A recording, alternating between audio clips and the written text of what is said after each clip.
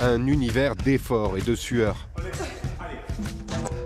Cette salle, ces rings, elle les arpente depuis sa plus tendre enfance.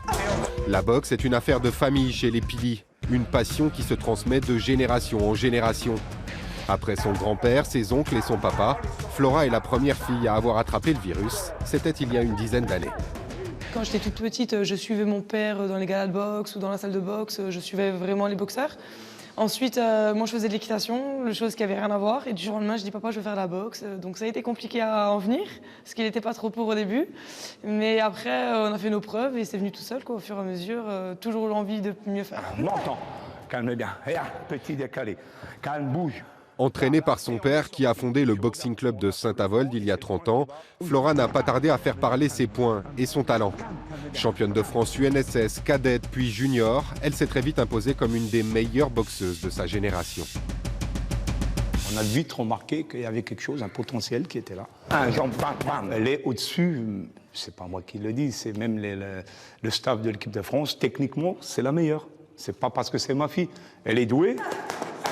Cette adrénaline qu'on a avant de monter sur un ring, on le retrouve nulle part ailleurs. Et ça, c'est vraiment ce qui m'attire le plus. Flora Pili. Après 2 échecs en finale du championnat de France senior et une blessure à l'épaule qui l'a tenue éloignée des rings plusieurs mois, Flora a enfin réalisé son rêve cet hiver.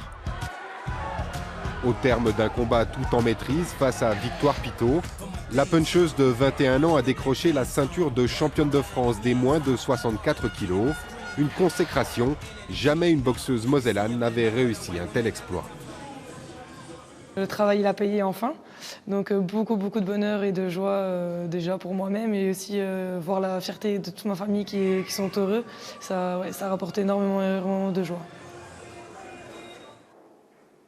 Pour être plus performante et aller chercher ce titre, Flora a énormément travaillé l'aspect psychologique de sa préparation. Avec son oncle Joseph, elle enchaîne depuis septembre les séances de relaxation et d'imagerie mentale, au cours desquelles elle cherche à visualiser ses enchaînements. Avec un crochet du bras avant. Crochet du bras arrière. Visualise bien. On avait décelé qu'elle était des fois tendue, stressée, avec un peu de dispersion quand elle était sur le ring, et surtout une confiance en soi qui était vraiment primordiale suite à sa blessure, qu'il fallait qu'elle revienne au haut niveau. C'est ce qu'on a mis en place. Si la boxe est maintenue au JO de 2020, Flora Pili devrait participer au tournoi de qualification olympique cet été pour décrocher son billet pour Tokyo. Dans le cas contraire, la jeune assistante en ressources humaines se lancera dans une carrière professionnelle, toujours bien épaulée par le clan familial.